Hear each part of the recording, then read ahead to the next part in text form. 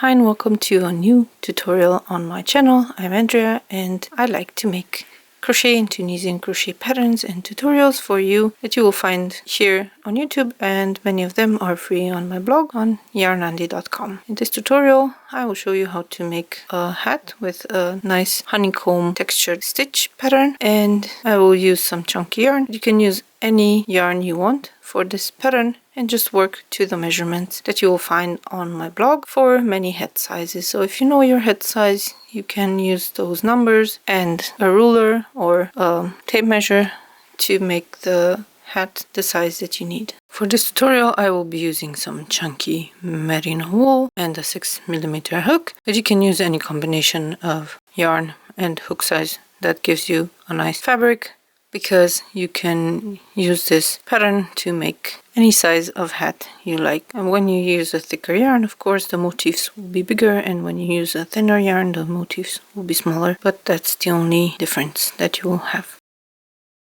The first part of the hat will be the circle, which is at the crown, and we will make this like we make all double crochet circles.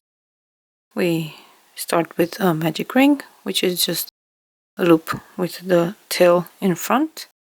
Insert the hook, pick up a loop, chain 1, and then we make a standing double crochet and 11 double crochet stitches in the magic ring. So we draw up a tall loop, yarn over using this tall loop, insert the hook in the magic ring, pick up a loop, and then yarn over, pull through 2 twice, and then 11 double crochet stitches for a total of 12.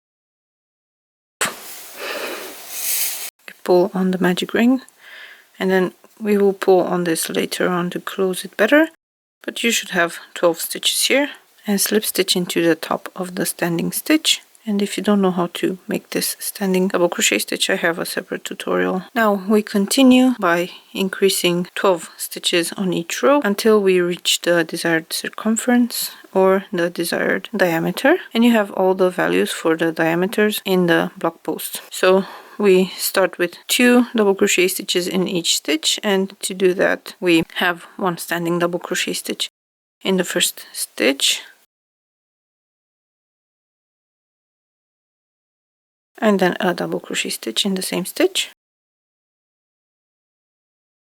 and then we make 2 double crochet stitches in each of the next 11 stitches, and we finish by doing a slip stitch into the top of the standing double crochet stitch. For this pattern we are only working on one side of the fabric, so we don't turn at the end of each round, and the reason for that is that it's easier to make the honeycomb part. On the next row you will increase in the first stitch and then make 1 double crochet stitch in the next stitch, and then on the next row you increase again in the first stitch and make 2 double crochet stitches and then increase again. So this is just a basic circle.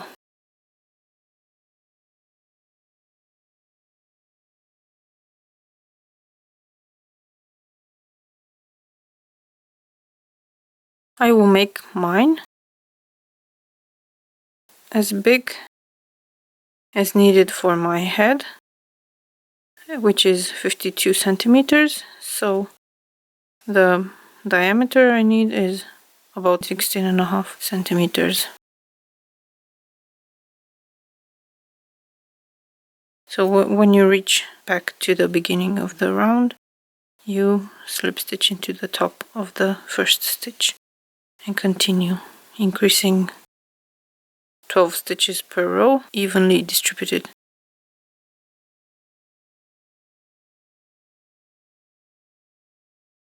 So we repeat 2 double crochet stitches in 1 stitch and then 1 double crochet stitch. So I'll meet you back when my diameter is big enough to start the stitch pattern. Now when the circle is big enough, mine measures 16.5 centimeters across, so that's the diameter, then you start working on the textured part of the hat.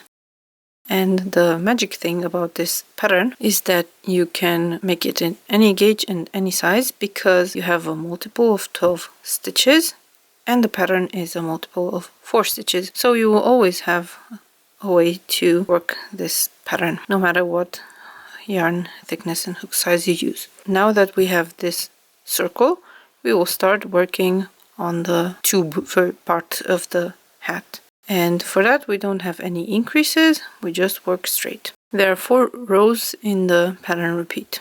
The first one is a repeat of 1 double crochet. So the first one is a standing double crochet.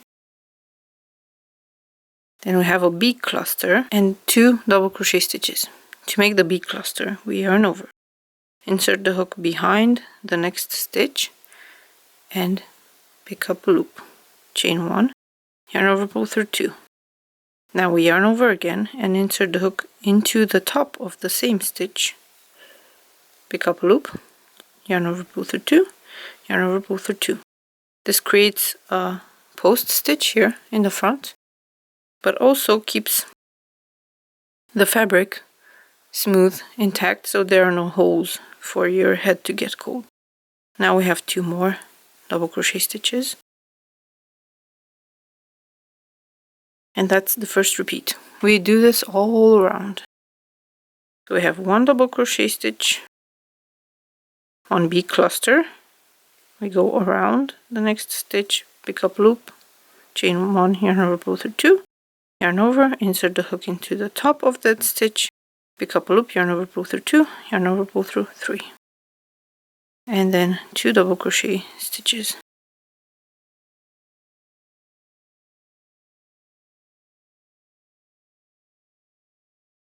I will repeat this all around and I will meet you back when I reach the last stitch to show you the next row. When you finish the row, as always, slip stitch into the top of the first stitch. And now we start the second row. And we have 3 double crochet stitches. The first stitch is always a standing stitch. So 1, 2, and 3. And the next stitch is an A cluster. To make an A cluster, we yarn over, insert the hook behind the front post of the B cluster before, draw up a loop, chain 1, yarn over, pull through 2. Then we yarn over, insert the hook into the next stitch on the previous row,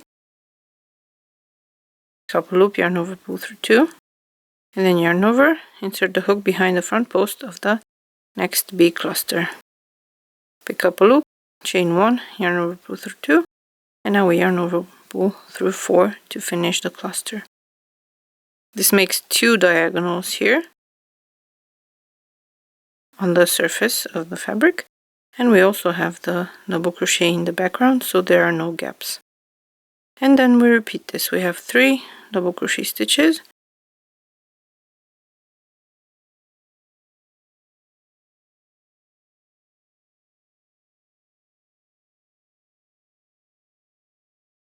And 1 cluster and 1 A cluster. So we yarn over, insert the hook behind the front post of the B cluster before, pick up a loop, chain 1, yarn over, pull through 2. Then we make the half of the double crochet in the next stitch here, and then we do the last leg of the cluster. And then yarn over, pull through all of the stitches. We repeat this all around and I will get back to you when I reach the last A cluster to show you how to make it before we slip stitch into the top of the first stitch to start the next row. When you reach the end of the row and you have to make the next cluster, you yarn over and do the first leg as usual. Make the second leg as usual. And for the third leg, you yarn over and insert the hook behind the front post of this bee cluster, but before or above the first leg of the first A cluster in the row, so that you maintain the pattern here and the join is invisible. And then you slip stitch into the top of the first stitch. So that's the end of the row, and now we start row 3. We have 3 double crochet stitches, and the first one of which is a standing double crochet. That's 1, 2, and 3. And the next one is a bee cluster. Now to make the bee cluster, we don't have 1 stitch to go around here like we did before with the double crochet stitches. We yarn over and insert the hook behind the 2 diagonal legs of the A cluster below. And then we draw up a loop, chain 1, yarn over, pull through 2, and then we yarn over and we insert the hook into the top of that same cluster, pick up a loop, yarn over, pull through 2, yarn over, pull through 3. So we have the same thing as we did here, except now we work around the 2 front posts here to bring them out. Then we just repeat this all around, 3 double crochet stitches,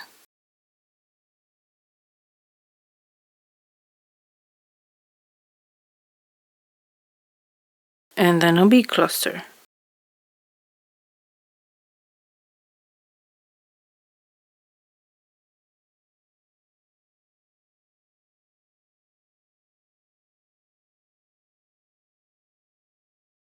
So we repeat this all around, and I will see you in a bit when I have to make the last bee cluster and then finish the row. I've reached the end of the row here, and I will make the last bee cluster. So like before, pick up a loop, chain 1, yarn over, pull through 2, and make the double crochet in the back and slip stitch to the top of the first stitch to finish the row.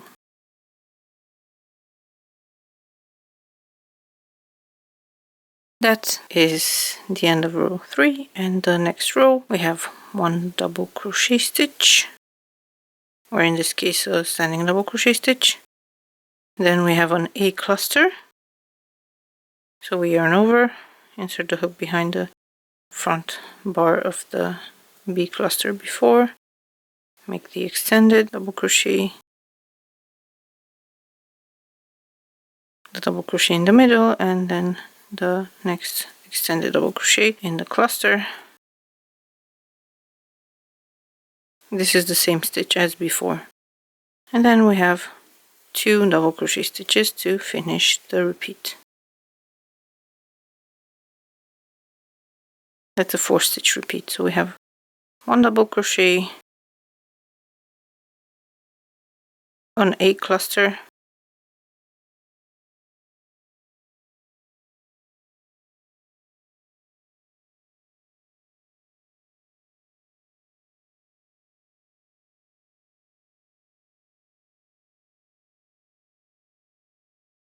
and 2 double crochet stitches.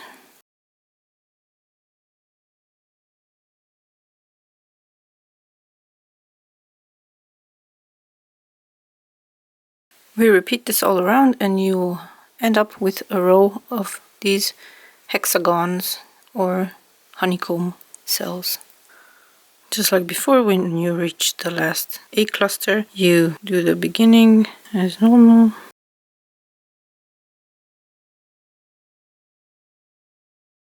Middle, normal, and then for the end, you scoot down this diagonal from the first A cluster and then insert the hook behind the front post of the B cluster in front and above this diagonal here, and finish the cluster. And then there are 2 double crochet stitches to make.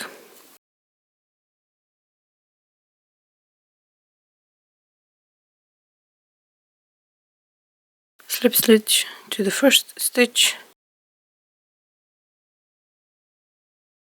And now repeat these 4 rows with the B cluster, and then A cluster, B cluster, A cluster, until you reach the desired length of your hat, not counting also the brim. In the case of the yellow hat, I made this many repeats. In the case of the gray hat, I will make fewer repeats, but the overall length will be the same. And on the blog you also have some measurements. Of course you can use your own measurements, but the measurements are based on the hat sizes that I designed for. So you'll have a measurement for this length before you start the ribbing. So I will continue repeating these 4 rows until I reach this length, and then I will show you how to make one version of ribbing which has just front post stitches and back post stitches, or you can use a sideways style of ribbing like I have here. So I will see you in a few seconds for you with the finished textured part of the hat. You should stop on a repeat of row 1 or 3 so that you can start the ribbing, and you can make the ribbing sideways like this with short rows attached to these, or you can make a ribbing that continues from the current pattern. And the reason why you want to add ribbing is because the fabric tends to curl upwards like this because of the post stitches. So I will show you how to make the back post and front post double crochet type of ribbing, which is not elastic, but it looks nice. If you use this, you can later on add a nice lining on the inside, and I have a separate tutorial for that. So the ribbing is just 1 row that you repeat as many times as you need to reach the width of the brim that you like, and each row starts with a standing back post double crochet stitch. So we draw up the tall loop, hold on to it and yarn over, and then we insert the hook in front of the post of the stitch below from the back. Then we drop a loop, keep holding on to that loop there.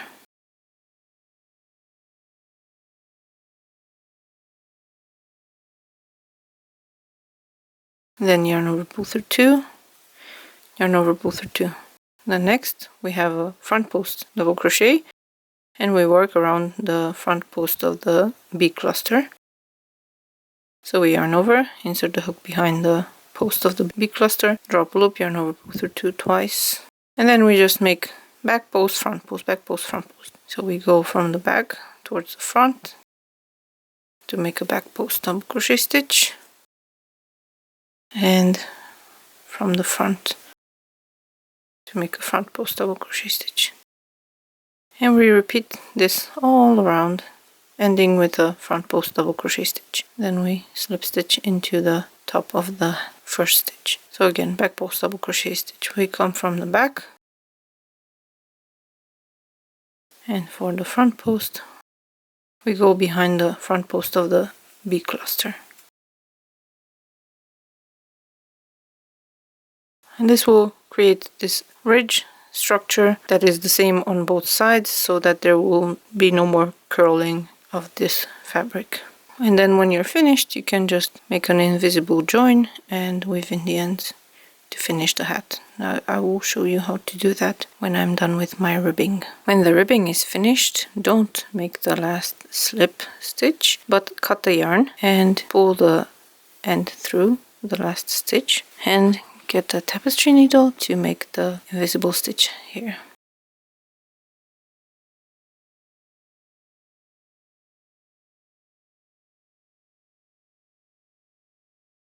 Okay, so to make the invisible stitch, we will duplicate the top of the first stitch here by going under the 2 bars at the top of the second stitch, and then back into the last stitch.